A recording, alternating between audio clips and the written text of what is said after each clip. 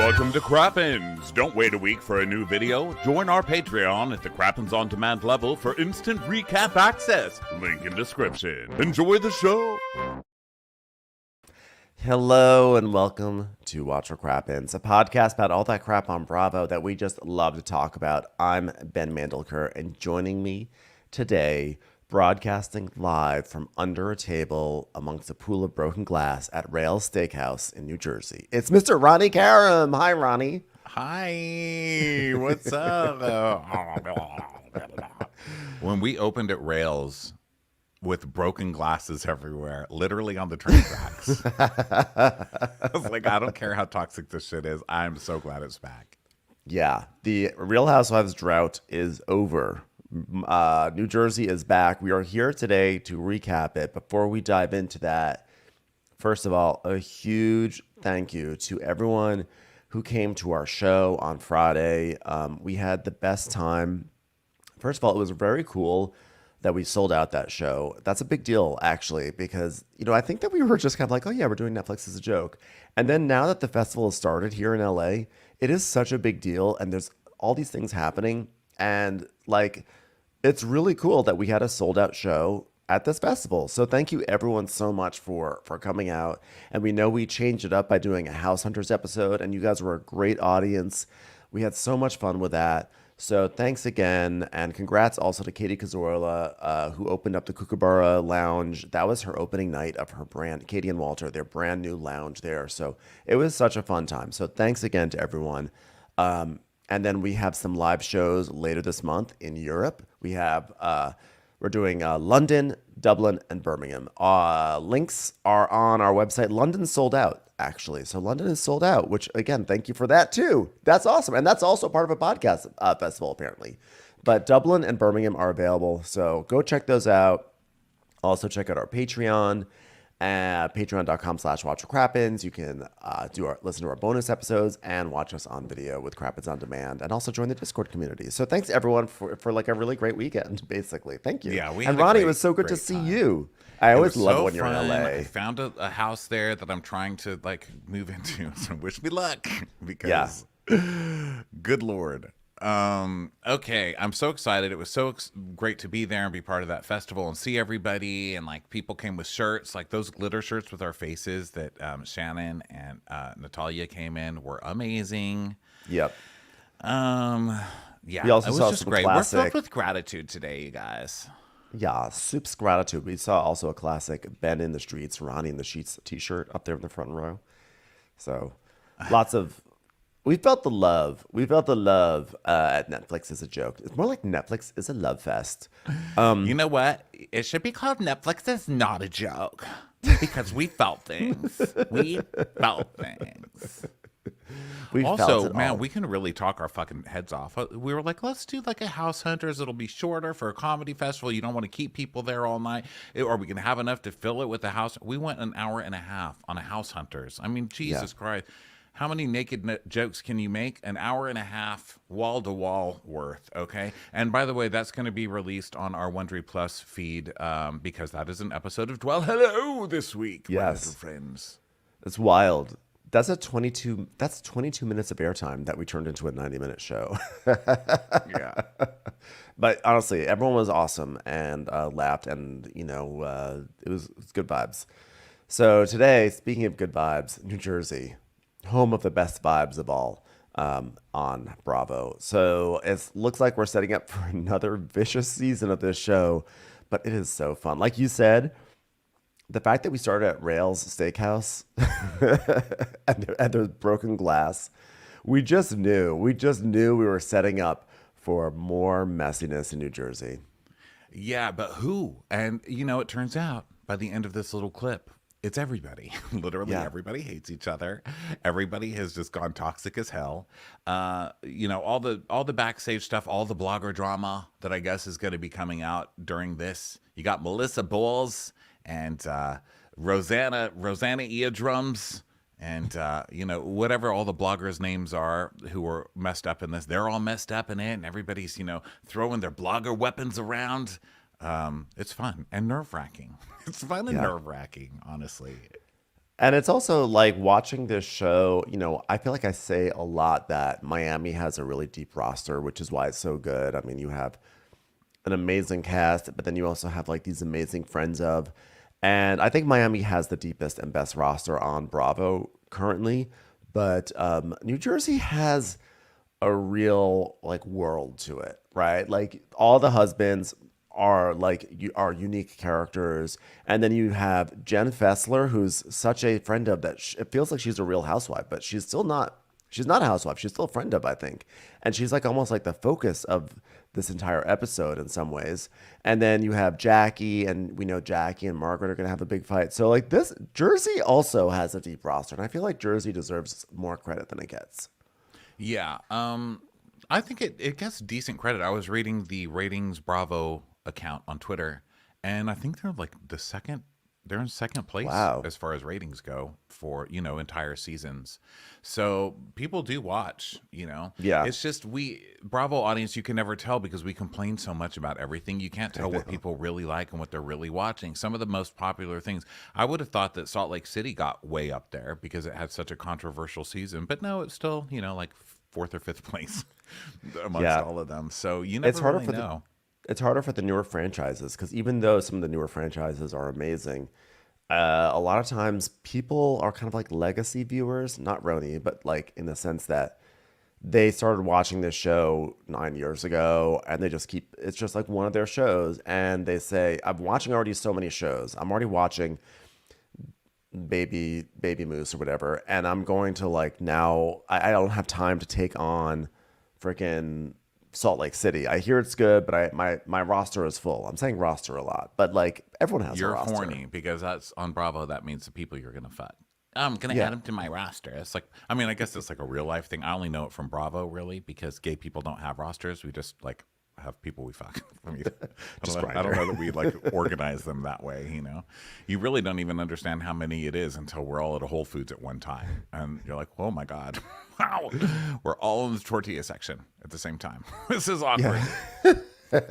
But the point is that most people are not as willing to just take on every single housewife the way we are, and so people just sort of have the ones that they decide they're going to watch, and they'll be like, I've heard about that other one, seems nice, not going to watch it. But New Jersey's been around so long that it has gathered its core in a way that Salt Lake City still you got to watch it. You got to watch it. So we're at Rails, and Rails, I feel like every season we go, why aren't we shooting this at Rails? Because literally every scene on this show should be shot at Rails, especially the kids packing for college. I feel like they're just going to Rails University. It's like Gabriella's going to have a dorm room down in the wine cellar. They're going to busboy camp at Rails. But yeah, we're at Rails. It's just depressing as fuck at Rails. And they have like their own person to just come out and sweep at Rails. Yeah. Because that people are always throwing glasses and shit at Rails. It's just that kind of place. The walls are rubber, Yeah, this is nothing for Rails. Rails is used to this. So we do see all this glass, and we see Dolores sitting alone at a table amongst the glass. She's like, you know what? There may have been a fight. There may be glass everywhere, but I made a promise to this restaurant that I would eat the rest of my meal. So I will stay here. She's the only one who decided not to leave. She's like, you know what? Nothing comes between me and rigatoni. Rigatoni is actually a friend of mine. It's Tony actually Riga. two of them. There's Rigatoni and Rigatoni. They're sisters. So they're like, Dolores, we want you to sit alone at Rails and look furious at a table for 40, but it's only you. Yes. And she's like, okay. And they're like, Dolores, could you please look more furious? So this whole opening is just Dolores sitting at a table for 40, just like sucking her cheeks in. Barely, like kind of staring ahead in Dolores' face, like, Very disappointed. And the very producer, angry and very disappointed. Both. The producer also asked the most ridiculous question. How did it ever come to this? It's the Real Housewives of New Jersey. Someone asked for garlic bread. That's how it came. That's all it took. Could you please pass the garlic bread? Oh, yeah, you want the garlic bread? How about this? How about you take some shut the fuck up the way I don't want to ever talk to you ever before Mike? Like, you don't mean anything to me. You use dildos. You don't use dildos? I use dildos. I love dildos. And then just like table flips. I love that dildos are actually a part of this storyline already. It's so funny. So also, by the way, I just want to say, sorry. I love when Teresa starts this season with hot gossip. She wants to like get onto the on-ramp, like of the highway of the season, like the time when she walked around Evan's birthday party and told everyone, I hear that Evan having sex in the showers. Pass it on. like she's so clunky about it, and now she's doing the dildo thing. She is like, if we're going to like do the metaphor of like that there's a highway of gossip and she's trying to get something on the on-ramp, she is like freaking Dukes of Hazzard going up that on-ramp and like the cars like jumped up the on-ramp and over a truck onto the highway and landed in a bush. It's like the Dukes of Hazzard of like on-ramping. Just jumping over cars, Yeah, first of all, a couple of things. It's so hypocritical because the whole last season, or was it the season before? I don't know. The one where they yelled at each other a lot. So it was that one where Marge was in trouble because she brought up stuff and she was bringing it up because it was on the internet. And she's like, I just want you to get in front of this, get ahead of it. Right. Because they're talking about Louis going to the camp about, I beat my wife, whatever, etc., etc., etc. I'm just being a friend. She's like, how can you talk about what was on the internet today? And then you have this one where Teresa is justifying everything she's doing because it was on social media first. Yeah, It's all over social media. At the moment she said that, I was like, you fucking bitch. We had to sit here through 2 years of a fight about Louis' video on Instagram that you defended to the death. And now here you are doing all that. But of course they did it to her, so now it's opened the floodgates, I guess. If you asked her, she'd probably be, They did it for me. What's good for the goose today is good for the giraffe. And that's what I'm going to say about it. Also, Teresa's looking crazy these days. Can we just say this? It looks like her whole body is on a roller coaster, but the lips stayed behind. It's like, they are, the lips are still at the gate waiting for the next cart to go, but everything else is like, psh, it's good. Like, what is happening there? I think Teresa is morphing every season into just what she's going to be. You know what I mean? It's like, it just looks like nature. I mean, it's like the most unnatural thing. But it really does look just like nature. I don't know how to explain it. None of it surprises me. It's like you see it coming, Is it sad? Maybe. I don't know. But it just looks like Teresa to me. Everyone's talking about it, and especially in this preview, because at one point they're fighting, and Rachel Fuda's like, "Oh yeah, why don't you shut up with your hot dog lips?" And I was like, "That's actually not terrible. Like it's not a terrible." It was pretty accurate. It was pretty accurate. And but delicious. at the same time, I'm like, but they've always looked like that, haven't they? Like, for whatever she's doing looks totally natural. But like, and I will say the same thing for Kyle Richards. She looks fucking insane right now. And I'm like, I think it's normal. Like, it looks great. Great job, guys. it's just there's something about Teresa's face where there's like a combination of her pulling her skin back but making her lips bigger that makes it look like her face is going in two different, like the lips are coming towards you but the face is going away from you. And it is fascinating. It is like an optical illusion. It's like a study in perspective or something. I don't know. Listen, I generally don't like to comment on the way people look, but again, if they do it to themselves, I feel like it's fair game, right? Like if I had a bad haircut, I'm sure people would say something, and I don't have to take it. Yeah, because I feel like at this point you're not commenting on looks, right? I feel like we're commenting on work. Yeah, we're commenting on artistry. Yeah, we're commenting on choices. choices. An artistry. And I'm at the age now where I get it done. I mean, I haven't had the surgery stuff done yet, but literally only because we do this every day, and I can't. I mean, I will Siggy flicker it one day and just show up here in a huge bandage. I have a friend who did it. He got some waddle surgery and he got some eye surgery, the hood surgery on the eye. So I will be getting that stuff done. I'm trying to save up money. I'm probably going to have a GoFundMe for it. No, I don't want you to have a Britney frown though. I want it. I want to look crazy. I'm frowning during the whole season. By the way, this is off topic. Art. I feel like this is modern art, facial stuff, facial surgery, and like you have to find the right artist. You got to do your research, and they have to really believe in you and believe in what they're doing, and they have to see your face in the future. And like, there's so much art to it, and I support arts. If there's anyone who supports the arts, it's Ron and Karen. Yeah. I just have to say, just off topic, that I spent all day yesterday sewing.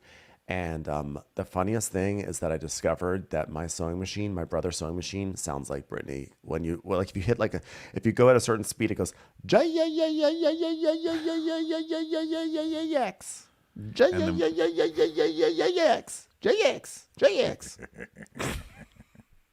I'll put up a recording of it, and you'll see I'm actually not lying at all. You better make me feel pretty. You better make me feel pretty. I just want to feel pretty. Don't forget your backstage. Okay, so we see this, all these little scenes of the friendships, like the stamps of the friendships. Where is everybody right now? We see a little clip of Jen going, I'm ready to die for you, Teresa. And Teresa saying, I'm ready to die for you too. And she's like, but I don't feel it. I don't feel it, baby. And then Jen Fessler says to Jennifer Aiden, so how's Teresa handling you becoming friends with Melissa, huh? Jennifer Fessler's voice is just getting like, I don't know. How many cigarettes did she has? I don't know it's dropped a few notes. Okay. Like a few keys or whatever. Like she definitely like took on some. I'll tell you what hasn't calmed down, those eyes. The Jennifer Fessler eyes are very, very intense.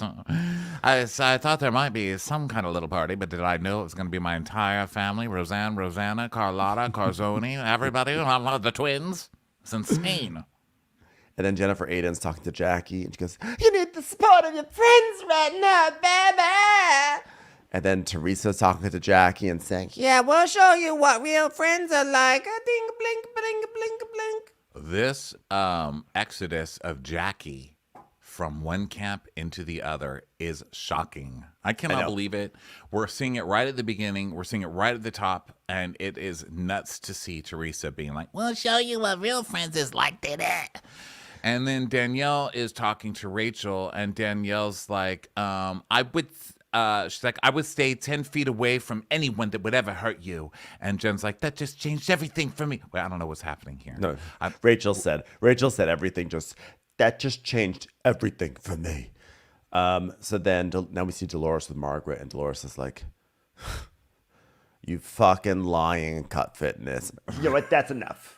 That's enough. I'm a truthful cut fitness. Can we just maybe call me a fucking lying, bitch? I mean, do we really need to go with the C word? That's insane. Listen, we're not going to talk about the C word, but we are going to talk about getting Joe a new Seafoam shirt. Okay. By the way, I was so proud of Joe on the premiere wearing his Seafoam polo. You know, I was like, it's just good that he's a man of consistency. So the producer's like, Dolores, how did the sit down go? In one word. And she's like, salami. No, Dolores.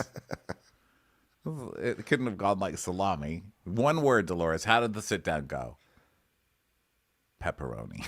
No, Dolores. Come on. Why are you just naming food? All right. Bread lizard. Okay, that's 2 words. All right. And you can't just name animals made out of bread that you've used at every party that you've ever thrown. All right. Okay. How did everything go on Woodward? Here it goes. Cookies. Ma, come on. It's my interview. Get out of here. Valerie, how did it go? How did the sit down with Dolores and her friends go? Cookies. Could have been better. Cookie omelet. So, effect of videotape being rewound. And it's dinner earlier that night. And Rachel's yelling at Teresa, keep my husband's name out of your fucking fat hot dog lipped mouth.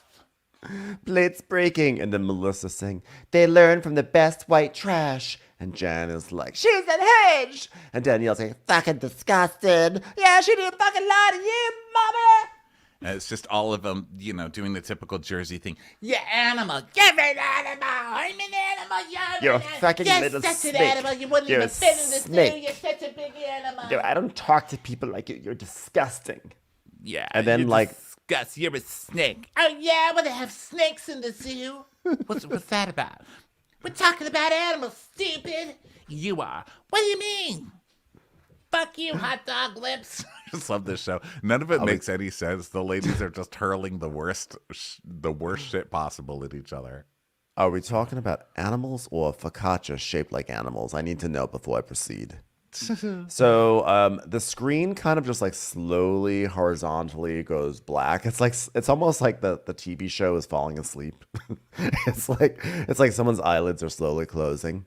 And then we go to 3 months earlier. And so now we sort of see what's going on in everyone's houses. So Melissa is telling Antonia that there's only 3 weeks till she leaves for college. She needs to start organizing. And then the dog pees on the curtain. The dog is like, "This is my review of your new house." Yeah. So this house was a lot of trouble, right? So they put up this house and then it was panned universally. I mean, I think this was showing up on sites where people didn't even watch Housewives. They were just It was like, an "Look at this architectural ugly-" indigestible. Yeah. It was Architectural all over the indigestion. place That would have been about how better. ugly it was, how the windows weren't even the same size, how the roof line didn't work. And they just kind of did the farmhouse gut of a house and then just painted it black and white and called it a day. And it was so universally panned that they went back and redid the redo and gave it a new roof, I think some new windows. So good for them. Now your house looks better. officially it does look a lot better. And it looks like, every other house that they're building right now. Yeah. So that's good. Congratulations, you made it generic. Congratulations on your new base model, which it took you 3 iterations to get something, from Up and Up, basically. Yeah, Is it Up congrats and Up, on the Target brand? That's Up and Up, Yes. right? Yeah. Yes, I think though for the Gorgas, it's more like sideways and sideways. So I love that they like made this whole giant mansion for themselves, just as their kids are starting to move out. So then we see Marge and Marlena are assembling a new duvet. Marlene, how dare you? Her name is Marlene. Marlene, sorry. What's the dates of our lives? What are you possessed by Satan? What does John Black have to become a preacher to save you from Stefano Satan? Marley Gibbs. So she's saying, Margaret's saying, she likes that the duvet is fluffy, just like Joe. Joe is fluffy. I like my men fluffy. You should know that, Marlene. I wonder which one of these would design the living room more quickly.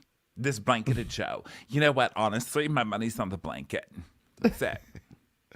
And now we go over to Danielle, and her daughter is like dancing around and everything. And Nate has like one of those like dollar guns. There's like fake money, so he's shooting it off and everything. And he's laughing about how he used to be called the money man when he was in his 20s. I was like, that's funny and all, but you're basically cosplaying.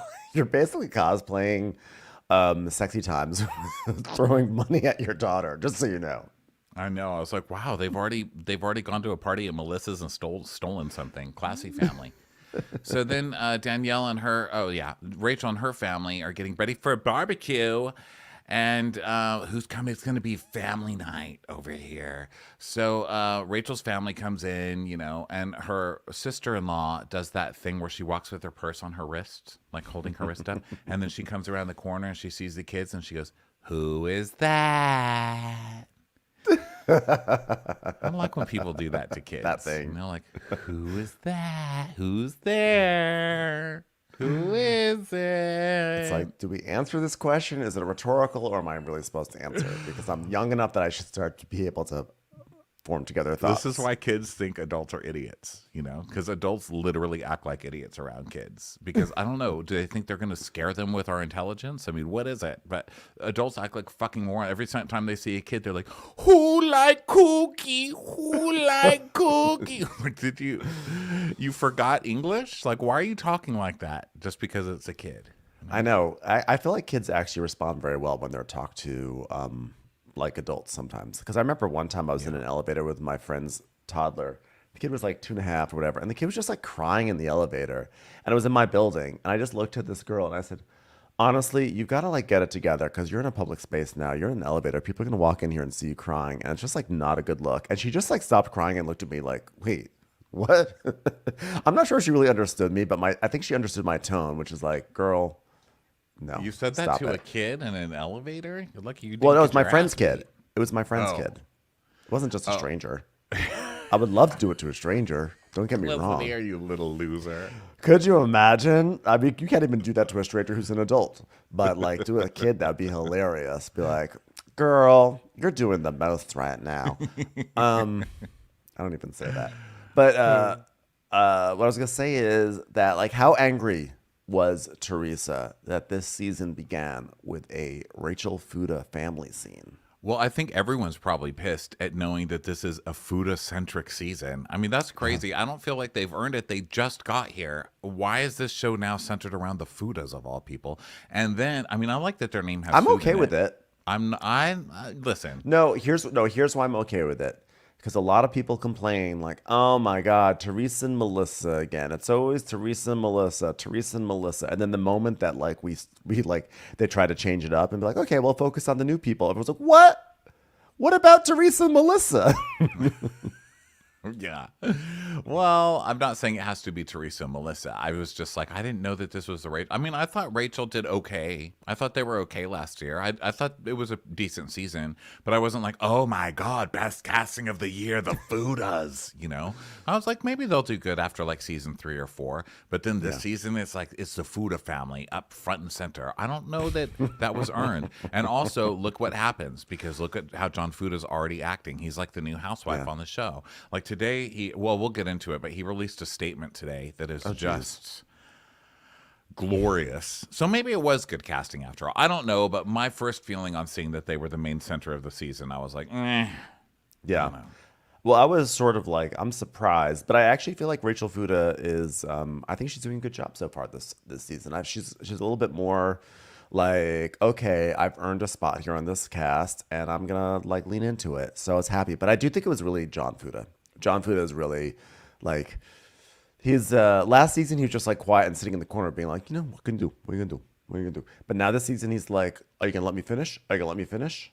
Okay, you gotta let me speak. You gotta let me speak. Every single season. Also, and he has no problem fighting with the housewife. And he also did the second season, Bitch Flower Bloom's Glow Up, which is major surgery. He came back with a different body, a different face. He came back with different teeth. By the way, congratulations to the teeth industry that is funding this show, because I think there were like 4 new sets of teeth on this cast. Yeah. Unfortunately, they haven't found anyone who knows how to measure them properly. But unfortunately, they're going to Danielle Staub's boob doctor in the strip mall. It's like going. Do they have any like things that you put your foot on in the Foot Locker here, or do you just like guesstimate and just walk around with shoes half falling off your feet? I mean, at this point, honestly, like if any of them get any olives stuck between their teeth, Tom Hanks is gonna come out and try to like dance, you know, heart and soul on their mouths, because they literally look like they have oversized FAO Schwartz piano keys in their mouths. I don't think you can go between these teeth. I think these are teeth that are just like C's. You know, they're in the shape of C's, and you just put them in there. They're just walls of white. They're like it's like the Muppet, the band leader in the Muppet, Doctor something or another. Just like it's just it literally looks like you're going on a guided tour of Santorini when they smile. Haven't been to Santorini, so I don't know yet. Maybe one day. For the Santorini heads, they'll get that joke. The Santorini heads. It was a really good one, and I'm like, wow, Ronnie. It was wasted on me. So I had to admit that I didn't know what you were talking about, because I know people were like, God, Ronnie, being so unsupportive.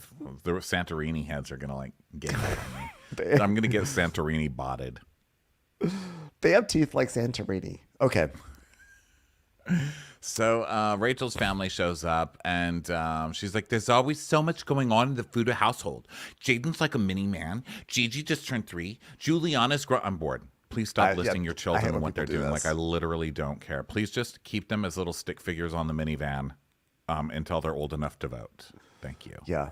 I really hate when people are just like, oh my God, this household is so busy. My child has homework.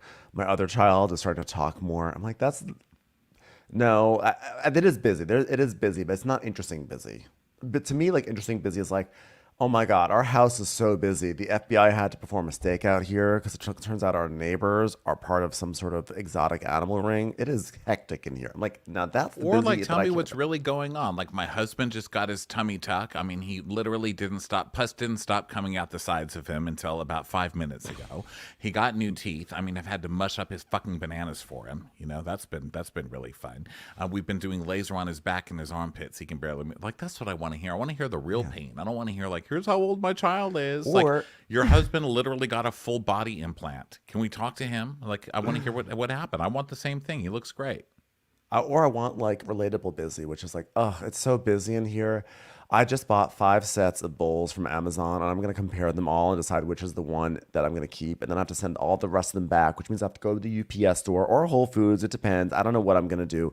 But we've got a lot of bowls, which means I got to cook a lot of things to use the bowls. So it's really busy around here. I'd be like, oh my God, You deserve a break. You deserve a bubble bath. I get Well, that. that is your current storyline. So of course you like that. That's my storyline. Except with suitcases. That is your story. I settled on one.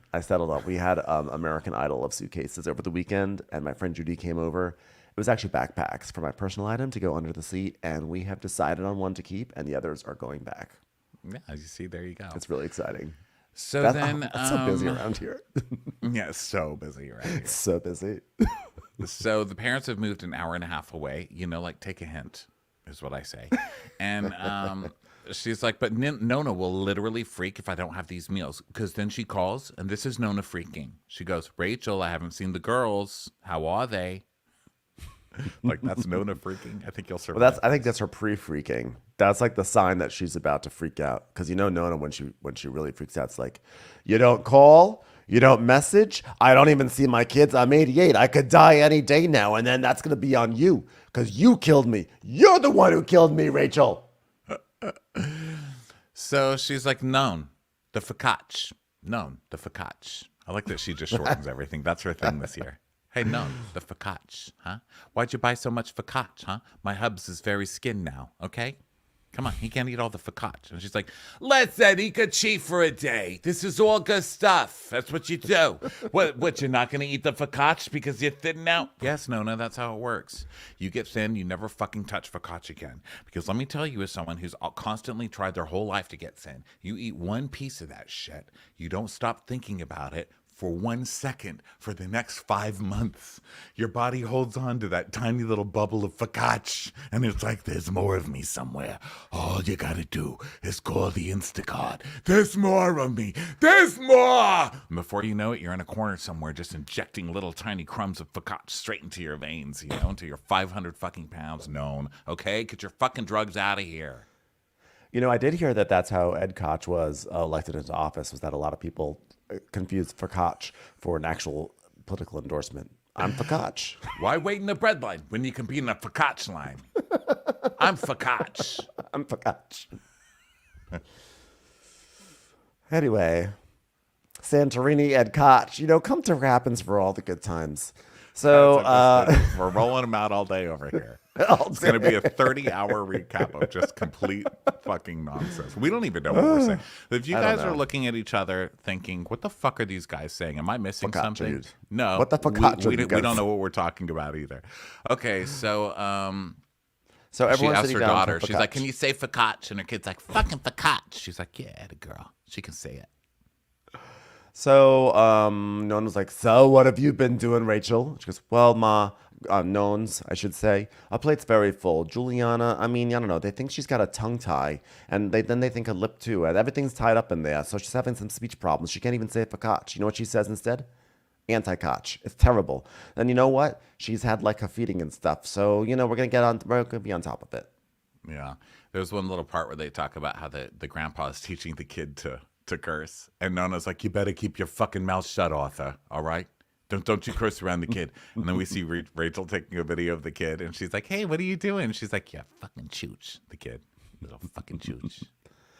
So Rachel talks about how the kid has an actual tongue tie, like an actual piece of skin or tissue that's holding up her tongue, and so they'll check it out. So that's exciting for tongue tie enthusiasts. I didn't know that was a really thing, like a thing. Like, I thought it was like a saying, like, you're tongue tied. I'm tongue tied. I didn't know it was a real thing.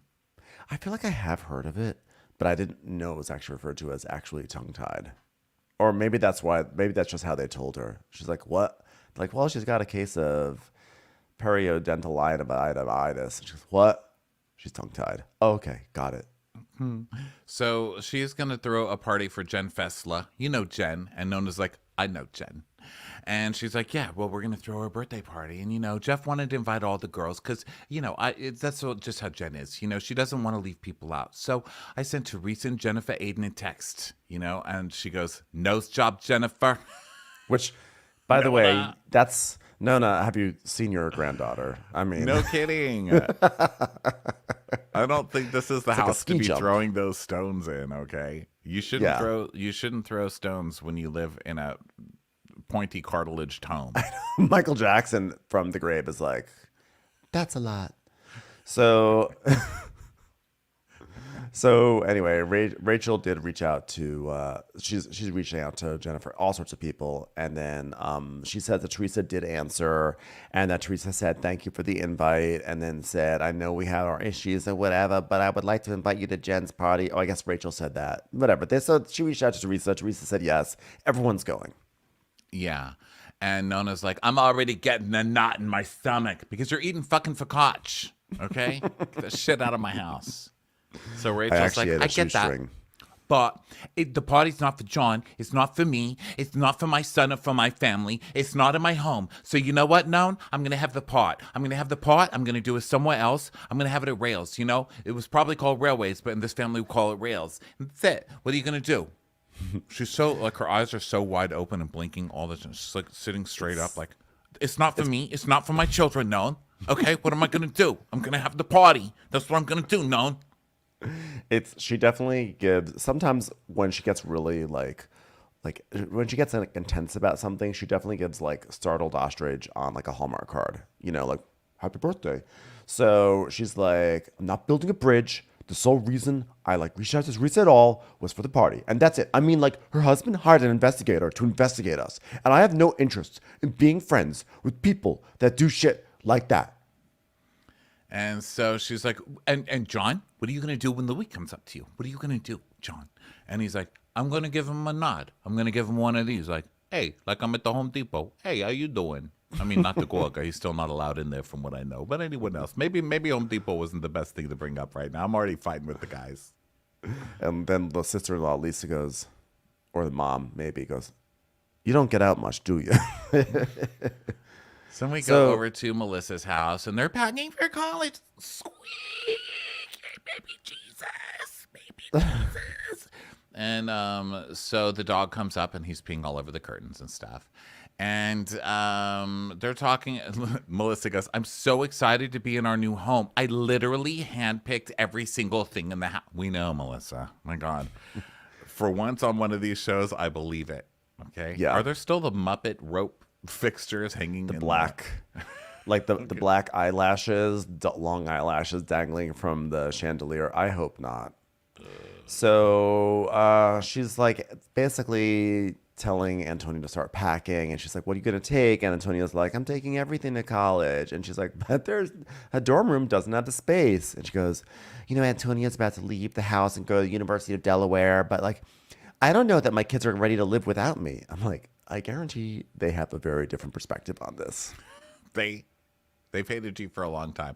There are bags that have been packed under the house for like literally years. Antonia's just like, see ya, bitch. Yeah. So then we go over to Teresa's house, and it's another kid packing for college. This time it's Gabriella, and Teresa's making her. I sound like a mosquito airline coming in for landing.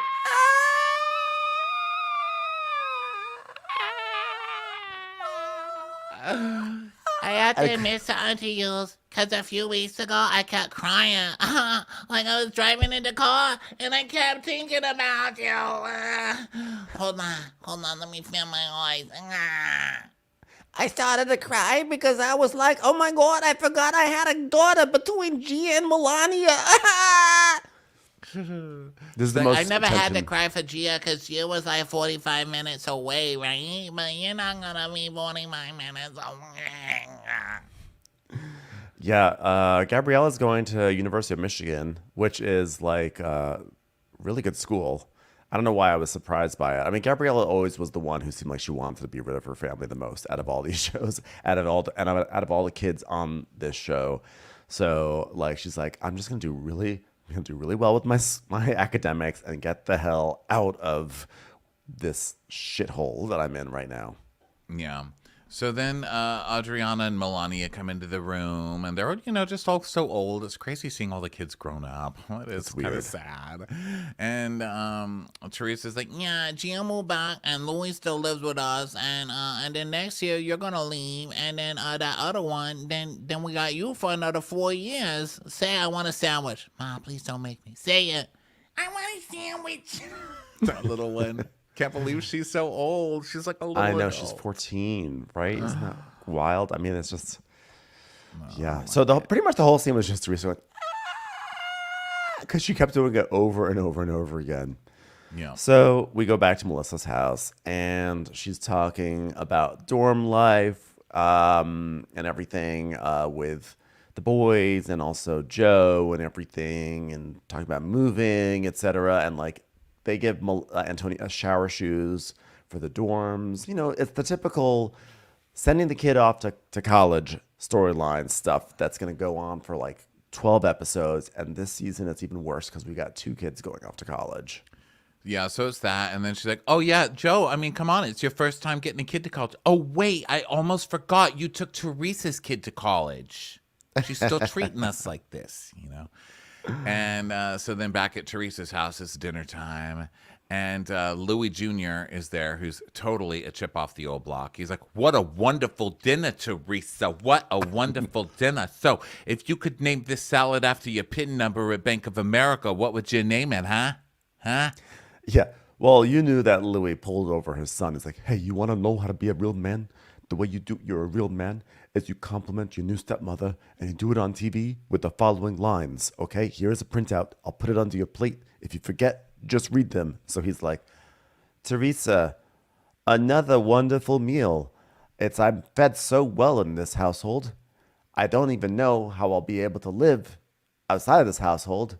And how lucky am I that I am now your son. And don't forget the last line. You're the best. Nailed it, kid. Be a man. Be a man about it. Be a man. Like the video on the beach. Be a man. Come on, man. Say it. Be real about it, Louis. Be a man. Teresa, I love this lasagna. I would not be here without this fucking lasagna. I was no man before this lasagna, but I'm a man. Am I a perfect man? I'm not. I don't feel it, brother. I don't feel it. This food is so delicious. It'd be a shame if no one else ever got to taste it. Luckily, there are several cookbooks from Teresa Giudice available for purchase. It's like, okay, all right. So we've gone from Teresa's wedding season to the next natural step. The book of pictures that Teresa got from her wedding season. Yeah. It's going to be a whole season of Teresa going, I'm gonna have a party because I got married. We're gonna pass around a book of pictures. Don't it look like a magazine? Yeah, guys, guess what I got in the mail? My wedding album. Everyone's like, oh, great, thanks. So she makes the whole family look at all these photos, which are, you know, everyone's seen a million times on the internet, you know. So she's like, yeah, I didn't even open it, guys. I wanted to open it in front of you guys. like, yay. Gabriella's like looking at her watch, like the countdown to college. 5. So they open up the album, they're looking at the pics, and she's, oh my God, that's one of my favorite pictures today. Babe, do you like it? and he's like, oh my God, look how beautiful you guys look. Look at that. Gabriella's like, wow, hey guys, I have to go take the SATs. Yeah, but you already got into college. I know, it's just a voluntary activity to get out of this household. I'm just going to keep taking the SATs whenever I can. And then we get the obligatory Teresa is the real victim in everything monologue, where she's like, you know, I really feel that Louis is my soulmate, right? Because, like, for so long, I was mad at God. Because I didn't understand, like, why'd I have to be in jail? And then my mom died, and then I got a divorce, and my dad died. But I finally got my answer. I went through all this in order to see my soulmate in a magazine-like photo shoot that I just got in the mail the day that I waited for you to open. Louis is the purple at the end of the tunnel. I don't know how I would feel about, like, you go through all that just to get Louis. I feel like you go through all that to get Brad Pitt, not to get Louis. Well, I know. It's like the road to hypertension. I don't think this is a good story, you know? Also, I think just being on this show gives people, like, a terrible blood pressure. Because did you notice that Dolores's man is now purple as well? Paulie's that may be purple because now. he's wearing a shirt that's 3 sizes too small, to be fair. There's not a lot of circulation happening in there.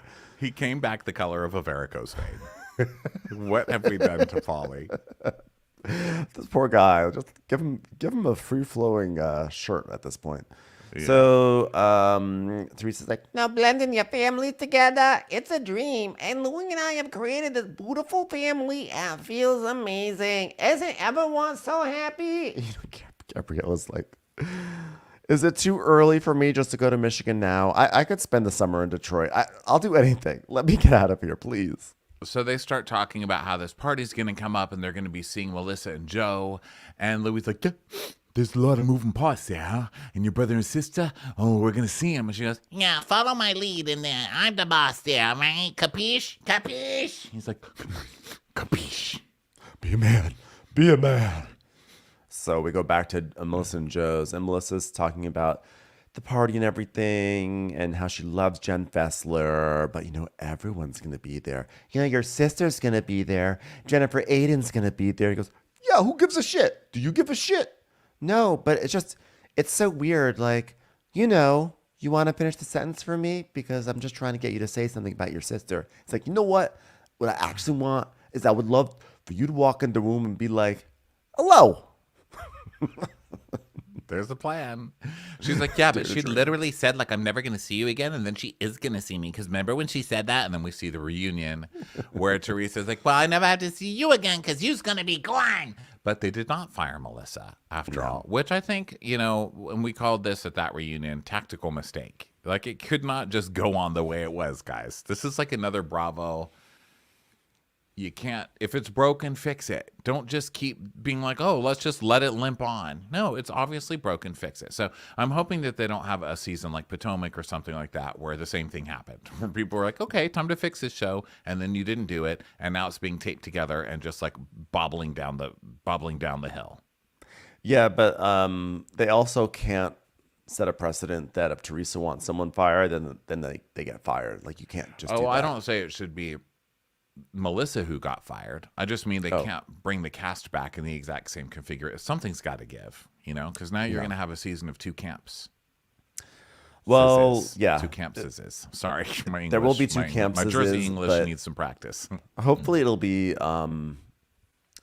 better than what happened with Potomac. I mean, so far I thought the first episode was already pretty good. So Joe's like, what are you going to get her? And she's like, I don't know. I'm going to get a gift, whatever. And then they're joking about like, why don't you get an autographed picture of, James Gandolfini? Yeah, it'll be fun. She's like, I don't think her husband's going to like that. Yeah. Well, guess what? Welcome to Tenafly. Time to go visit Jen Fessler. So Jen is sitting on her couch trying to play Amazing Grace on her guitar. And it's cute. What's up with Jen Fessler? She's just like, I'm going to have a hobby. I've decided. It's hobby time. Jen Fessler hobby time. Amazing Grace, how sweet the sound. I fucked James Gandolfini when his wife wasn't around. Does that rhyme? It does. It does.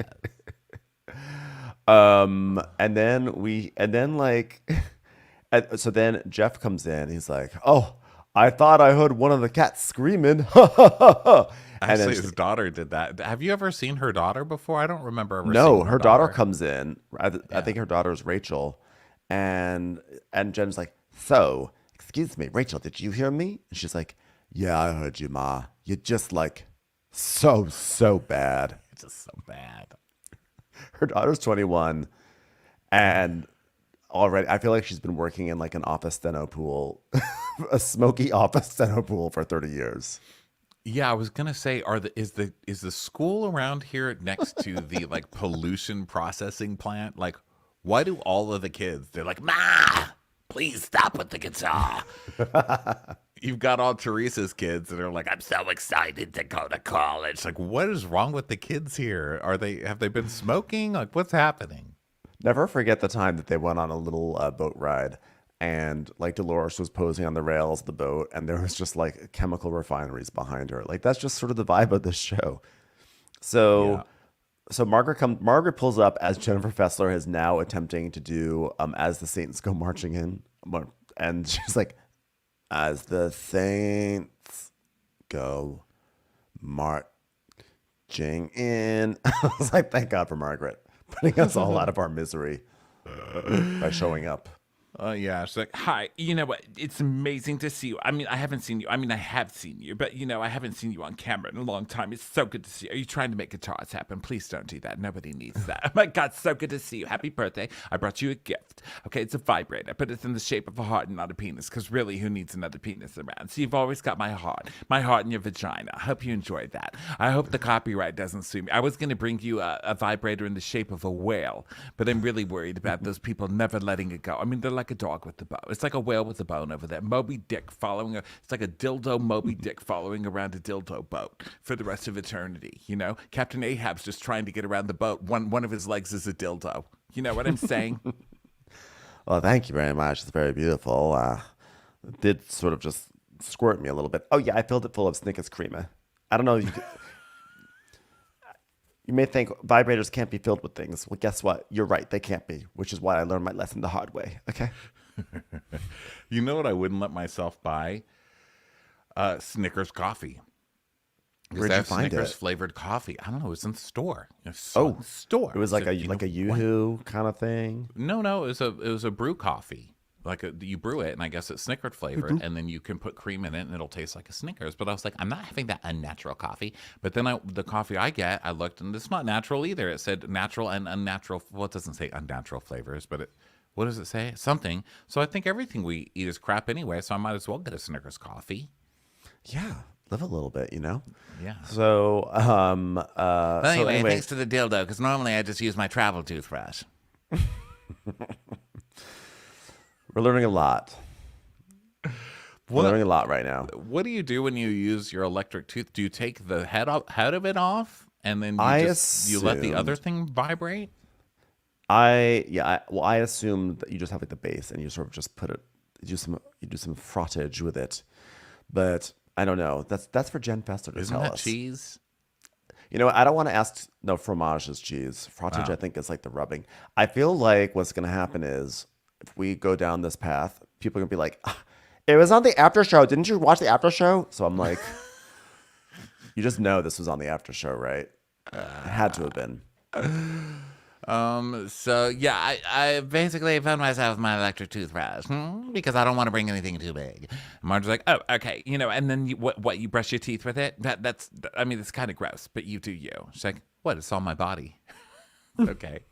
So then they sit by the pool to talk, and of course Marge is like, what is this pasta salad? I've hardly had anything to eat today, and I'm gonna hardly have anything to eat right now. I cannot wait for these 3 bow tie pastas lathered in mayonnaise. This is gonna be delicious. It's gotta see. Yes.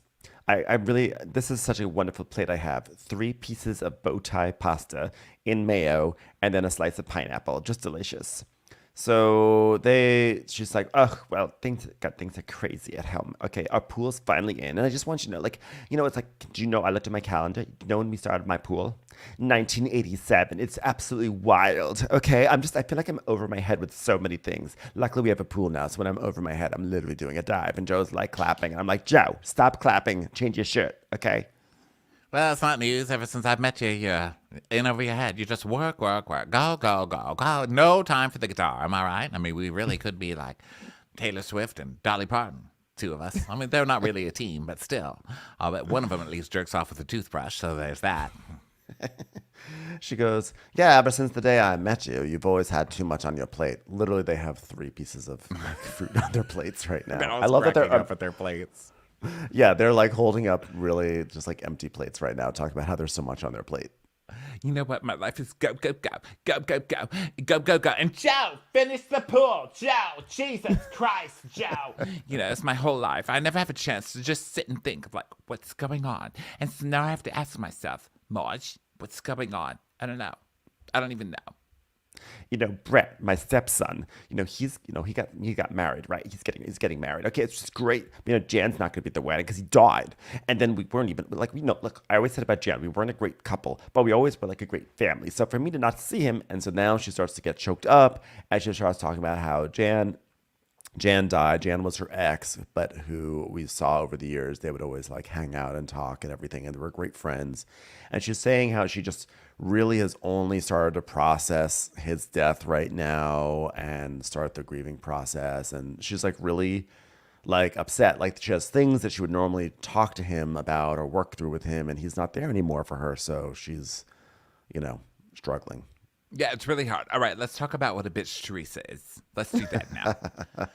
So That's how I get over it. Marge is like, you know what? Let's do a birthday dinner. Okay, what do you think of that? She goes, oh, I like that. That'll be nice. That'll be fun. I can pull out the guitar and play Amazing Grace. How sweet the sound. Saved a wretch like me. Love that song. It's a great song. It's gonna be a hit. I have a good feeling about it. Or you could not pull out the guitar, and then we could do everything the exact same way. So let's do that instead. I think no guitar. Just Jen Fessler on her own. Could you pull out the sitar? That's like a guitar, but you play it there, and I sit over there. I sit far from the guitar. The sit far. Can you pull out just a DVD copy of Tar? I just haven't seen it yet. You know what? I just saw it on my phone. It's not only men. It's good to know. It's good to know. So Jen's like, well, Teresa called me on my birthday. That was very, very nice of Teresa. Very, very nice. I got a little orbits on my vagina after that. seriously, you fucked yourself with a toothbrush because Teresa called you and said hello. Is orbits is that a gum? Orbits is a gum, right? so it's a gum. okay. Well, don't masturbate with gum. It's even more. Well, I Jen learned Fessler only something that masturbates with day. extremely painful things. So yeah, she says that Danielle DM'd her and stuff, and yada yada yada. And so she says Teresa called her, and Margaret goes, "Well, as far as I'm concerned, she's dead to me, and I mean that. Her and her husband dead. DEAD, dead." Well, if someone called my kid, and if someone threatened my kid, that would be it too. Well, except my kid told me I couldn't play guitar today, so threaten the bitch. Okay, but any other day, I would have been very, very upset. I get it. And we see a flashback to the reunion of Marge confronting Louis about how he called her son's work and threatened him. That's crazy. I mean, I really forgot how much crazy shit has gone down on this show. Exactly. And remember, he was claiming it was like he was hacked or something like that. So Jen is like, well, you know what? Teresa's always been very nice to me. And Teresa's always been absolutely lovely to me. I mean, does she know who I am? I don't think so. Does she call me Barbara? Sometimes. But you know what, though? What I would like to do is talk to Teresa and say, look, explain this to me. Which, by the way, Jen, you're really setting yourself up for failure by having Teresa explain anything. Like that's just not something that she's really capable of doing. Whether it's a fight, whether it's just like gravity, whether it's apples. Like Teresa, explain apples. Teresa explains things like instructions on IKEA furniture. She's just like, and then the floor goes into L, and then you get the L, you go, you know, blink, blink, blink, blink, blink, blink. My favorite part of Teresa explaining things is that she usually starts with like 2 sentences, and then she says some sort of gobbledygook, and then she takes her hands, she spreads out all her fingers, and then moves them like in a circular motion, and goes, you know what you mean? You know what I mean? Like if you say, Teresa, explain lamps. So, like if you want like light, but you're like in your living room, but you got like, you want to read and stuff, so you got like, it's like a thing, you put it in the wall, and you just like, you sit there and there's a light. You know what I mean? She just gets lost in her own description. well, she was doing a lot of like spirit fingers today, where she was just like, Oh yeah, well here's what I saw. and she's like just like taking her hands from clothes to like flinging them open in spirit fingers and then moving them around and doing it over and over. It was a big day for spirit fingers on this one. So Mark's like, says, don't talk about me. Do not talk about me with Teresa. Okay, I just don't want it. And Jen's like, Oh, I know. I remember when it went down, you said, I never want to see these people again. And did I say to you, Margaret, I respect that, and I'm not ever going to see those people again either. Do you remember that? And guess what? I meant it. Then why are you talking about how you want to go have lunch with Teresa? I know.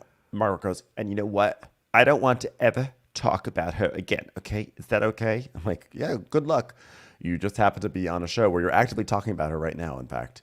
So Jen, she's like, that's okay. You know what? Instead of talking about Teresa, why don't I sing As the Saints Go Marching? And you know what? I think it's time for me to talk about Teresa. Talk about Teresa. You know what, Teresa? I want to mend. Let's mend. Put her It's on either the that or listen. speakerphone.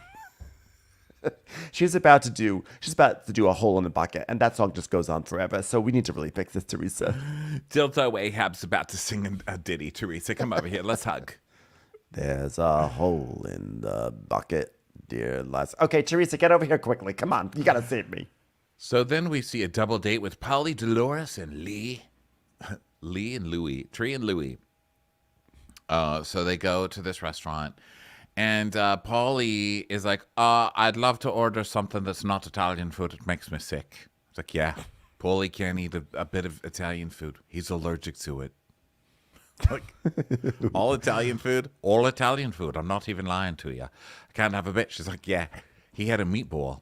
He was sick for 2 days. I can't even cook over there. All I know is Italian food. I mean, who can't eat a meatball? Was the meatball cooked? Because that might explain a lot. This is what we call Italian sushi. Raw meatballs. How can meatballs kill you? If God, there's a song from Color Purple. Well, I don't know if it's from Color Purple. I know it from Color Purple. God is trying to tell you something. Listen, okay? Your man is throwing up for meatballs. This is not the man for you. Yeah, I've heard of allergies to foods. I've never heard to allergies to like genres, food genres. Ethnicities. Countries, entire countries worth of food. I'm sorry, I can't have food from that region. Teresa has a bombshell announcement. We're two girls from Patterson, but we're with two guys that are not Italian, but they have Italian names, Paulie and Louie. Louis like, yeah, we're lucky men, huh? So when you gonna put a ring on her finger? That's what I want to know, huh? When we gonna put a ring on the finger? It's like, are we gonna have another? Can Dolores just sit down? Can Dolores just have a fucking break without you people constantly asking her when she's gonna get married? Get off her ass, for Christ's sake! Her man's barfing. She's with the man who's barfing from meatballs. Can we just like settle on that for a minute? She's with a man who is just trying to breathe in his baby gat polo, okay? So he's like, oh, well, I mean, I really have to get divorced first, right? Yeah, I wouldn't feel comfortable getting engaged without his divorce being final. That's how I feel. I mean, is it ideal that he's not divorced? No, I don't love it. But I just serve him poisonous meatballs until he signs those papers. Yeah, and so Teresa's like, Yeah, you know what? They got to beat to that one drum, all right? Yeah. Yeah. So then Louise says, like, so, Gabby told me last night, our Gab, not your Gab. She said that she's going back for 2 days between when she leaves and Christmas, and that's it. So how did you deal with it? How did you deal with your Gabriella going away? Were you like a man? What did you say? Be a man. Be a man. Don't cry about it, Louis. Don't cry about it.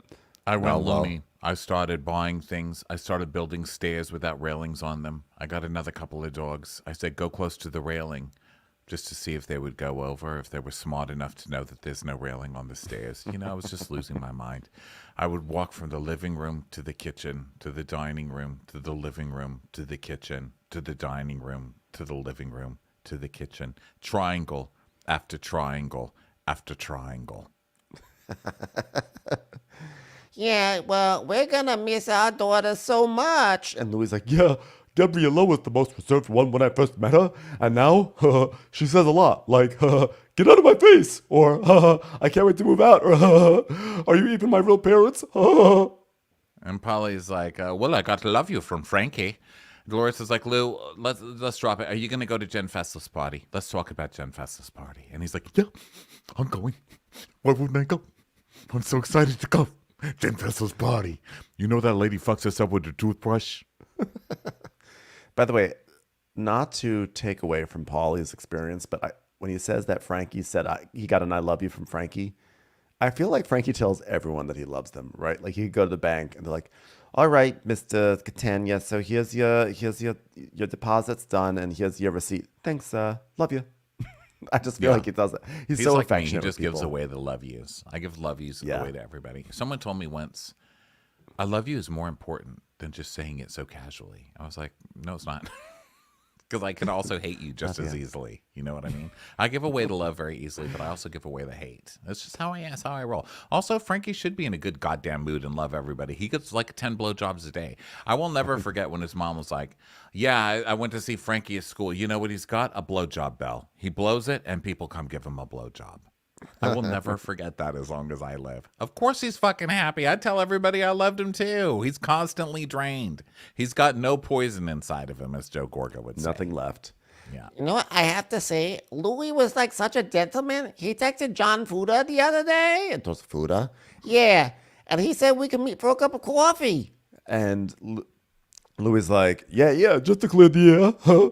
And then we see a flashback to them texting, and Teresa saying like, Did John respond yet? Like, yeah. He said, thanks for texting. Can you just like talk at Jennifer's party? So he wants to speak at Jennifer's party. I prefer not to talk at Jennifer's party, but it's going to give me an opportunity. It's going to give an opportunity for all the minions to chime in. Yeah, we're not about the minions. says Teresa, who literally, as that has been her whole thing for like 10 years on this show, is sacking minions on people. Yeah. So they're like, well, you guys should talk. We got to have a talk about it. And Polly's like, well, but to be honest, it's a private conversation. You should have it in private. And so, of course, the Foodas are like, we're doing this on TV, which either way, it would probably be on TV, right? So then they start about how they dance, how they get along with everyone else. And Teresa's like, Yeah, I like Danielle's, and she's awesome. And then Jennifer's great. She's in Italy right now. and Polly's like, Oh, sorry, I said Italy around Paulie. Sorry, Paulie. That's all right. I just had to look at a far off object and count to 20. So then Dolores like, what about Margaret? Well, I'm going to see Margaret. I'll go, hello, how you doing? But like, I don't speak to my brother or Melissa. And Dolores is like, but are you gonna say hi to them? No, absolutely not. Frank told Louis that they all met at Margaret's house, and that was before New York happened, and like they decided to have a plan to go against Louis and I. yeah, so her accusation is before the reunion, people got up to talk about what they were going to talk about at the reunion. And guess who does that? Literally everybody who's ever been on these shows. You're going to need something stronger. Like you weren't on the phone with fucking Jennifer shit Aiden. before the reunion. It's called Literally- preparation, okay? Yeah, literally all of last season was about how Teresa and Jennifer got on the phone with Danielle too, right? Or no, just Teresa and Jennifer got on the phone to talk about how they're going to use Laura against Margaret. So like this is just like standard fare. And as we're going to find out, Teresa and Jen have been spending this season getting the bloggers to go after the ex-wife of John Fuda to get all this stuff to start this season, which Teresa is being so heavy-handed with. Oh, yeah, you got double dildos up your butt. So then we see a flashback to the reunion where Frank is saying, Andy's asking Frank, Last we heard, Frank is working with Louis. Huh? What happened with that? and they're talking about how Frankie found another job. We're very grateful to Louis, but that is all I'm going to say about the subject. I will not say another thing about the subject. Frankie is very, very happy. It has not. Louis, thank you very much. I'm not going to say anything. I'm not going to say it. They got to bring it up first. They got to bring it up first, the law. Which to me, I don't think that was such a damning thing to say. Be like, I'm not going to cast the first stone. So Teresa says, Yeah, so then after New York, my husband reached out to Frank and they made up, and he said, I just want you to know they all came up with a plan to try to take Louis and myself down. And Brittany and I did not go, and we want no part of it. So thank you, Frank Sr., for that one. I'm like, again, like every single reunion this happens, I have to imagine. I don't think it's like that crazy that everyone decides to get all their ducks in a row and figure out like, okay, Teresa's probably going to say this. So when she says this, what are you going to say in response? And then Teresa's like, Yeah, and then Danielle told me that Jen Fessler told the other side of the couch, you guys didn't executed the plan like you were supposed to, huh? And Polly's like, yeah. And so Polly heard it too. And Teresa's like, yeah, Yeah, so that like confirms what Frank said. which it doesn't. But she's like, And you heard too, Paulie? I mean, you'd have to be deaf if you didn't hear it. Am I right? Oh, okay. So he had it too. So there, it's proven. so I didn't really understand this one. So was this just something that happened at the reunion where Jennifer Fessler was like, Oh, you guys didn't finish what you were supposed to do. I mean, you had a plan, you didn't execute it. Yeah. So she said it was like, what happened? It sounds like she was saying something like, you guys didn't land. You didn't do the plan that you said you were going to do. And Paulie heard her say that. So it's confirmed that there was a plan because Jennifer Fessler even acknowledged that there was a plan at the reunion. Yeah, so Dolores is like, I mean, that's normal. People talking shit before a reunion, like whatever. And so Teresa's like, You know what? It's so sappy. It's so sad when two people are happy that everybody got to try to bring them down because everyone's jealous of me and Louie. I don't really think. No one is literally no one is jealous of you and Louie. I'm so sorry. You married a broke eggplant. Okay, you're gonna spend the rest of your life being drained by this man. Nobody is jealous, Teresa. Run, you in danger. Ariana's just jogging by. You in danger, girl. So now it's the day of the birthday party. So Teresa picks up Jennifer Aiden and I'm so excited to be here with you. Just, yeah, baby. You look fantastic. I love this. You look very tan. I didn't really lay out too much while I was away. I was in Sardinia, baby. Oh, it was more like sightseeing and stuff like that, baby. Yeah, I'm not into sightseeing. It's like everything's always moving in slow motion. Because she can't stop blinking in Italy. I don't get it. Seeing and sats. so she's like, What time is Bill's surgery tomorrow? Oh, baby. He had 2 surgeries today. He said something about having to go in from the rear. I don't know what it meant, but I didn't ask any questions.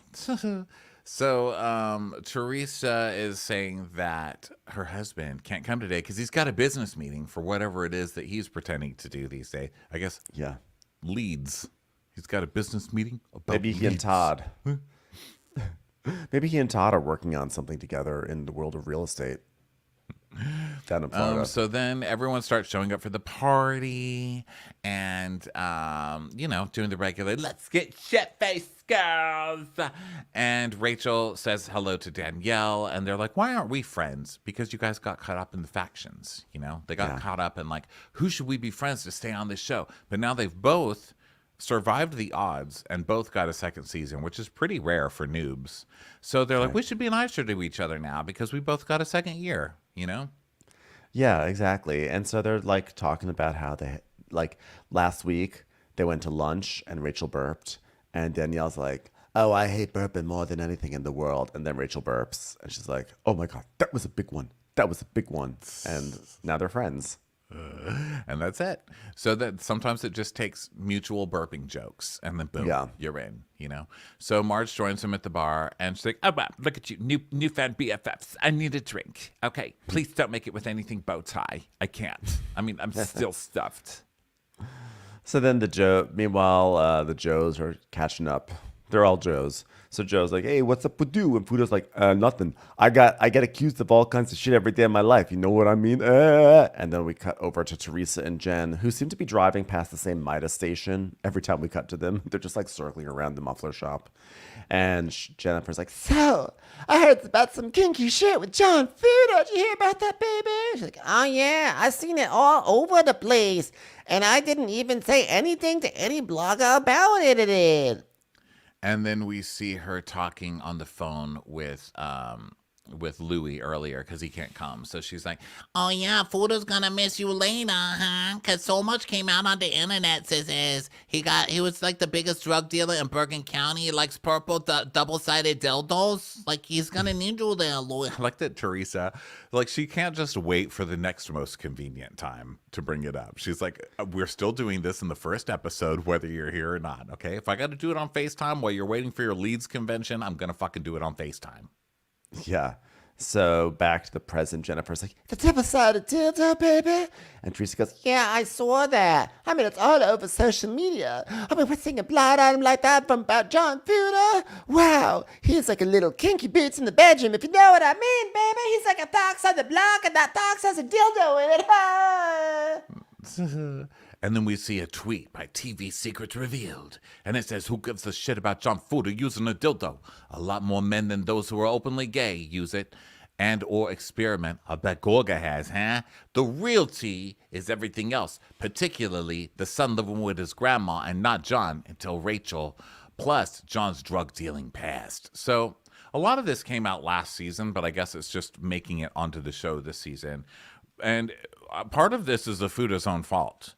with the whole bringing up that the mom was a drug addict and all of this stuff, and she's in jail and all that. I know that's like partly her story, I guess, but they opened a floodgate when they did that. Because now this lady is like, oh yeah, I was a drug addict because he was the dealer, and she's saying that Fuda basically he wanted custody of the kids, so he filed a custody paperwork, and then she never got the paperwork, so she didn't know she was supposed to be anywhere. And then boom, the judge took away custody, and she had no say in it. They just took away the custody, and that he didn't even keep the kid, that he sent it straight to his mother's house, and so he didn't raise that kid until he was married to Rachel Fuda. And yeah, it's gotten pretty dirty over there at the beginning. And this is all before the season even starts. Wow. Well, Fuda's like, well, apparently the thing on the internet is I like dildos and fingers in my ass, so apparently they got my baby mama making a comment. So what are you going to do? Let's toast. Toast the dildos. Ha ha. Toast the dildos. So they toast. And then Dolores and Polly arrive. And then everyone's just like showing up. Melissa grabs Dolores by the butt, and she's like, oh my God, your butt. I had to make sure someone's pinching it. Huh? And so Melissa's asking how Frank is. Frank has moved in with Brittany, or not moved in, but they've moved to Franklin Lakes and live apparently like across the street from Melissa. But we don't see any Frank this episode, which surprised me a little bit. Maybe they'll get married. Who knows? I hope so. I just sent you in your text the John Fuda release for immediate release. John Fuda responds to Jersey castmates' attempt to disparage his character.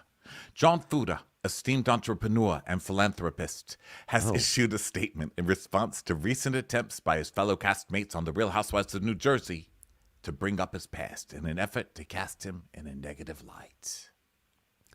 In recent episodes of Real Housewives of New Jersey, certain cast members have resorted to dredging up Mr. Fuda's past in an apparent attempt to discredit him and undermine his reputation. And despite these efforts, Mr. Fuda remains steadfast in his commitment to integrity, honesty, personal growth, and highly manicured beards.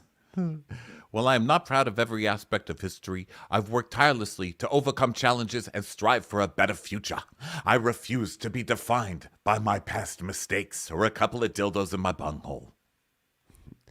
A respected figure in his community, John Fuda has dedicated himself to numerous charitable causes that we won't even bother to list here because they're just so numerous, and business endeavors. His contributions to society far outweigh any missteps of his past, which I guess a dildo is a misstep. And he remains focused on making a positive impact on the world around him. Again, we won't outline where he's done that or give specifics on where he has been a philanthropist, but we can all assume that anytime you see a starving child, the last time they ate was because of John Fuda. Have you seen all those starving children under the freeway underpass with missing teeth? It's because they've been eating tile. Supplied by John Fuda. And it quotes him, I'm grateful for the support of my friends, family, and fans who see me for who I am today. A very newly thin person dedicated to growth, kindness, teeth, and authenticity. I will continue to rise above negativity and remain true to my press play on the national anthem, in parentheses, myself.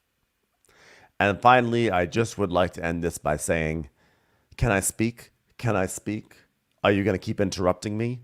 Can I speak? Because I'm not going to keep doing it if I can't speak.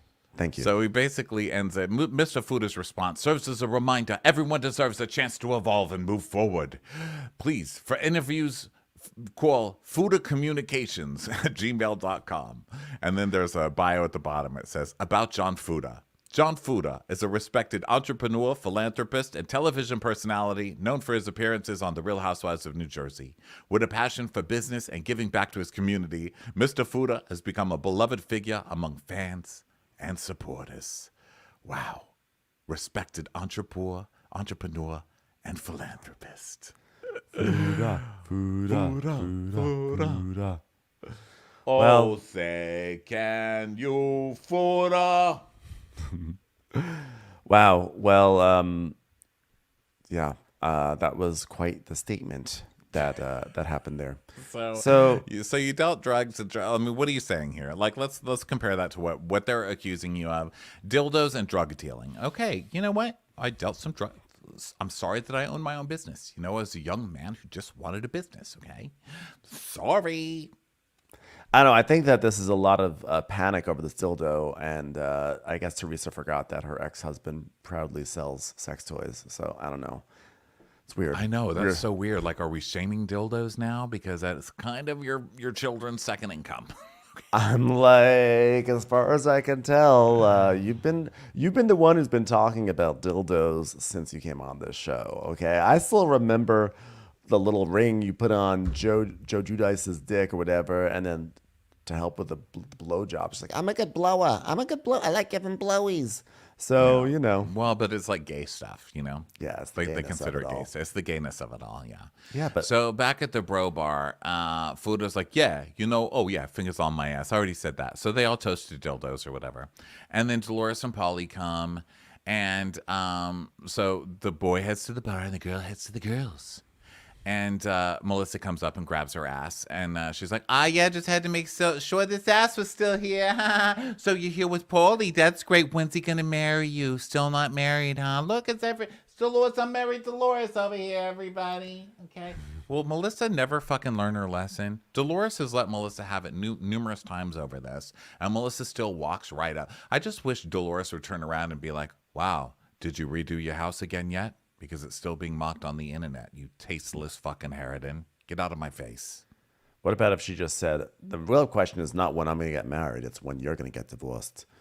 So Teresa is there. So Teresa comes in and says hi, and she says hi to like, she's saying hi to everyone, and Joe Judice is like not even turning around to look at her. So she's like sort of saying, she's very close in proximity, and then walks by. And Jennifer Aden's like, that was so fucking awkward, baby. That was so weird. I didn't know what to do with myself. And Teresa's like, Yeah, whatever. Oh, hi, Margaret, hi. and Margaret's like, hello. And then just jets out of there. Yeah. You know what, everybody? Let me tell all the girls. Teresa just walked past me and she said hello. And you know what I said? I said hello. And then I walked past. I walked right past. I'm so over. I love watching these ladies act like they're in the second grade. Like, seriously, come on. And they're all doing it, you know? So then the producer's like, so how do you feel about being with Teresa, Melissa? She's like, I feel nothing. You're giving nothing. And they said nothing can get a girl transferred. Little chorus then- line. Melissa could never. Could never. So, More like a Horace line. Ha! so now we're starting to see the first signs of problems with Margaret and Jackie, because Melissa tells Jackie, oh, I got a pre-copy of your book. When's your book getting married, by the way? And Jackie's like, oh, yeah, well, you know, because I'm going to be on your podcast. And then Margaret's like, well, you know what? I would like to read it as well. I did not get a copy, and I'm like your best friend. And Melissa's like, well, she's doing my podcast. And she's like, oh, all right. So I have to invite you on the podcast to get a copy of the book. Yeah. So I think the first signs of the problem were when Jackie last year came out with stuff that was like, all the girls are on Ozempic and it's disgusting that this body, you know, she started going off on all that. I knew it was over. It's like, that's it. You can't Ozempic shame people and expect them to still want to hang out with you. Listen, you were friends with me when I was eating 10,000 calories a day, and now you won't be friends with me when I'm eating 3 pieces of bow tie pasta. You're not my real friend. That's it. You know what? Yes, no, I'm just saying that this is like the show starting to be like, look, things are not right. They're like not having smooth banter. Yeah, totally, yeah. And because clearly that Ozempic stuff is where the rift is, and so Beginning Jackie's of the like, end, the Ozempic fight. Dun dun Yeah. dun. so we could see like there's not like a huge amount of joy between them right now. So then Jen Fessler is arriving. She walks in, and it takes her like a moment to notice everyone, and she's like, all right, well, here I am, when the Jen Fessler goes marching in. Sorry, I'm just preparing for later on today. Doing a So performance. then she's semi-surprised, basically. So Danielle comes past, and she's like, hello, and walks off. And Jackie's like, oh, you look fabulous. Oh, you know, that was weird. I mean, she could have said hello to me. And they're like, but she did say hi. oh, but I mean, like a real hello. That was just such a fast. But she said hi. They both said hi. She goes, oh, well, it was just so fast. She ran away. She literally ran away from me. Well, I mean, what is she on Ozempic? Is she just that thin now? She just glides past like the wind? I don't know. Did you give her a book also? That's what I want to know. She was probably running to a trunk to get the book that you gave her to get signed. There, I'll just say it. So now Teresa and Jen and Danielle and Dolores are at the bar together. And Teresa's like, Oh my God, my hair is as heavy as my wedding day. You guys want to talk about my wedding? I got my album. Ha! Blink, blink, blink, blink, blink. Oh my God, did you guys interact with Margaret at all? She walked in, she said hello to me. I was shocked. I was shocked, baby. But she was so fucking nice to me. I just took it. I took it. And Teresa's like, Hello, she's nice to you because you're my friends, all right? Duh. I don't know, baby. Usually people are not nice to me because I'm your friend.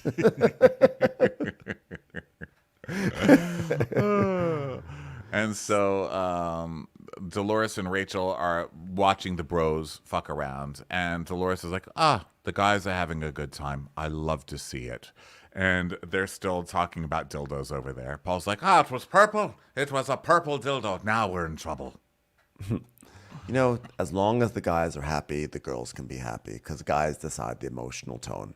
So then Joe starts to, Joe Gorga is like, hey, so, hey, where's your boy, huh? Where's your boy, Paulie? And he's like, who's that? He's like, your boy, where is he? Oh, is that Frank? It's like, no, like, what's his, Louis, where's Louis? Fuda's like, he's asking where Louis is. It's like, oh, They're all okay, going, well. Who? And Fuda goes, what? They're like owls over here. I didn't even catch that. Who? They're like owls. That's me, John Fuda Tiles, entrepreneur, savior of neighborhoods. I give back to the community with comedy. It's like they're owls in here. So Paulie's turning red in the face because Joe Gorga is just going to give him shit for being friends with Louis, right? So he's like, oh, Louis is away on business. And Fuda goes, away on business, huh? I'm surprised because he reached out to me and he said he wanted to talk. I said, I'll see you here on Tuesday. And guess who's not here? So whatever. It is what it is. And then Joe Bonino goes, well, billionaires are very busy. Oh, it's like, I love Joe's shade. The men are just, they're going to all housewives out this year. So Fuda's like, yeah, he must be on a private jet somewhere, huh? I had it confused. Like, I thought we were going to talk today, but I guess your friend can't talk today, huh? Well, I was talking to him, and he showed me the text. You want to meet him in person. A party's not the place to talk to him. So I said to him, I understand where John's coming from, but I wouldn't have that conversation at something like this. I would have it at like a coffee place. Sit down, get it all out, get it over and done with. Have a latte, perhaps a small cookie. So Fuda starts coming after him. Yeah, not an Italian cookie, all right? Not a powder sugared cookie. You'll die. No cannolis. They'll have me barfing for 3 days. So Fuda starts kind of coming for Paulie to take out, because Fuda, he's like now a reality star and he's really going for it. And he was prepared to have a fight. And now the person he wanted to fight with isn't here. And now he's all amped up and ready to fight. So he's going to have it anyway. So he's like, well, let me ask you something then. He's like, well, hold on. Now your problem isn't his problem. His problem isn't my problem. My problem isn't problem. All right. My problem is with pasta in general. Yeah. And Fuda's like, well, fair enough. I got to respond. Let me respond. Why would I give a man who disrespected my family the respect to meet him somewhere? Why would I do that? You guys got his back. You guys are flying in the wind with him. And Paulie's like, no, I'm your friend. I'm his friend. I'm neutral in this situation, except I do have one very extreme stance. No pasta for me ever. My stomach can't take it. So he's like, listen, I got to be honest. It looks like you're on his side. Listen, I'm on no one's fucking side. The bottom line is, I'm going to say what I think. It's like, yeah, well, it looks like you're on his side. I'm just being honest. Like, it just looks like you're on his side. It's like, and then Joe Gorga, of course, wants to fan the flame. So he's like, hey, you going to back that guy up? Is that what you're going to do, Paulie? Hey. And he's like, what do you mean back him up? If it's wrong, I wouldn't back up anybody. And Dolores is like, uh-oh. I don't like the way everybody's facing Paul over there. I can tell by Paul's body language. He's losing his patience. I don't like that. I'm going to go stand 5 feet from this situation and suck my cheeks in. I need to be there in case any of his schmedium buttons pop off. So Joe's like, so you think that he's in the right? And Fuda's like, when was the last time you heard somebody say I'm going to hire a private investigator? Actually, don't answer that. We're in Jersey. It happens a lot. I understand that. Never mind. Take it back. Take back the question. So what? So let me ask you a question. I'm going to call a spade. And he's like, listen, hold on there a second, buddy. He's like, no, you hold on. I let you talk. Are you going to let me finish? You're going to keep interrupting me. So why are you fighting with him? What did Paulie do? Yeah. Leave Paulie alone, okay? So now the guys are kind of like starting to be like, hey, come on, we're bros, hey. But it's like, I'm just going to set the record straight. Hold on. Can I talk now? Just answer the fucking question. Can I talk now? Oh, John, you haven't shut the fuck up yet. Just shut the fuck up yet. Hey, don't tell me to shut the fuck up. Yeah, you better shut the fuck up. You better shut the fuck up.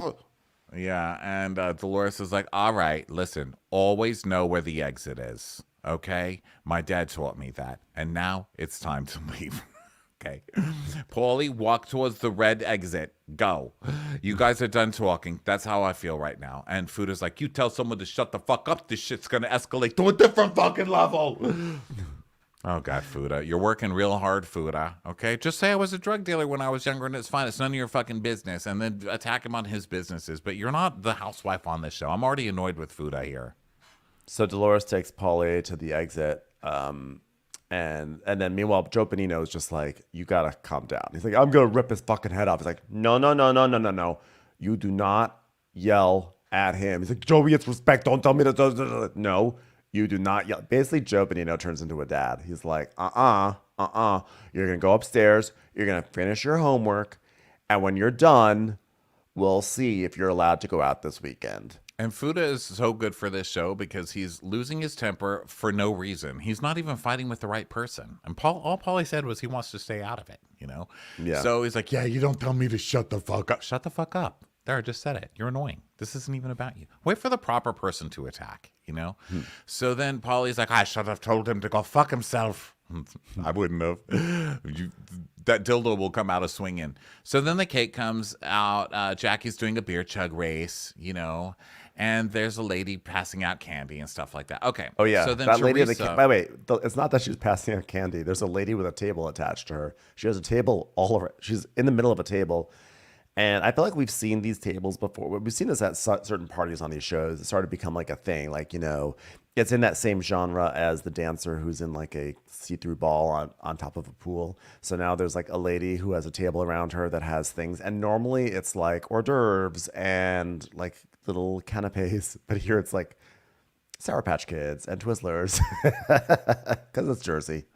yeah, she's like the cigarette girl, you know? Yeah. So then Teresa goes over to Rachel, and Rachel's just looking at her, like blinking, like, hello.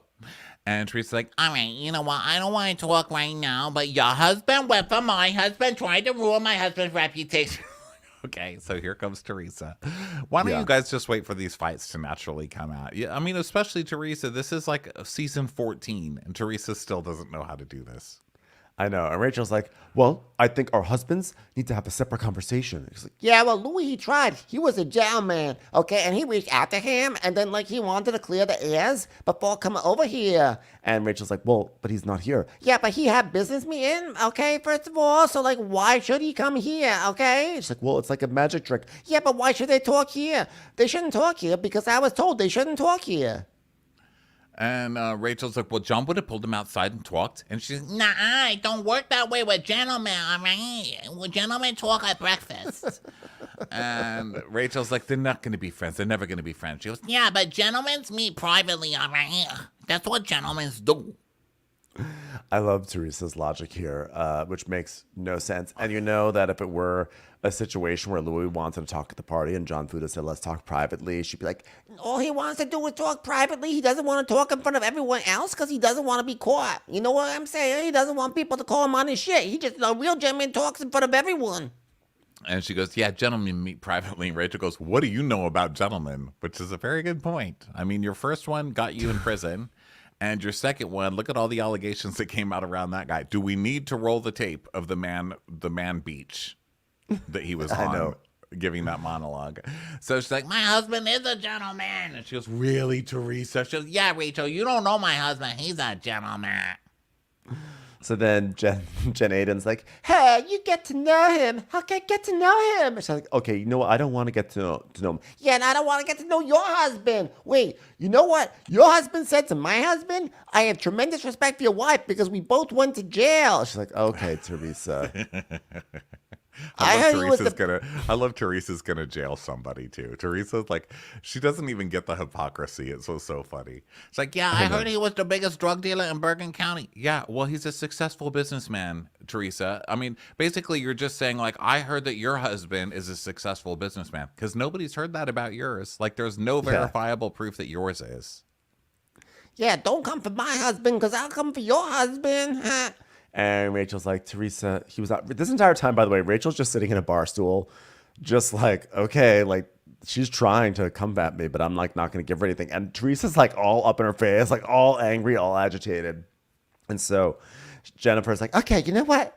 This is not going well, baby. This is like me trying to hang out with Bill in the pool house. Not going to go well. Come on, we got to go. And then they leave. And then Rachel goes, cowards leave. Cowards leave. Gentlemen's leaves is. We're gentlemen's. So then they walk over to the candy lady and Teresa is so mad. She acts like she's taking all this candy, but she keeps throwing it in her bag and missing the bag. Did you notice that? She kept throwing candy all over the floor. It was the funniest thing because she was rageful. She was like, oh my God, she wants to come for me. She better not come for me. You know what? Because I know about gentlemen. Because I got a husband. She tried to come for me. She tried to say that we both went to jail. But she doesn't know anything. She's just like piling in like Starburst, like going around the entire table, taking every single thing that's there. Yeah, so then Fuda passes by, and she goes, yeah, hi, fucking double-sided dildo. And Rachel goes, oh, here he is, the biggest drug dealer in Bergen County. As per Teresa Judice, at least. And he goes, she just tried to say hi to me. That's funny.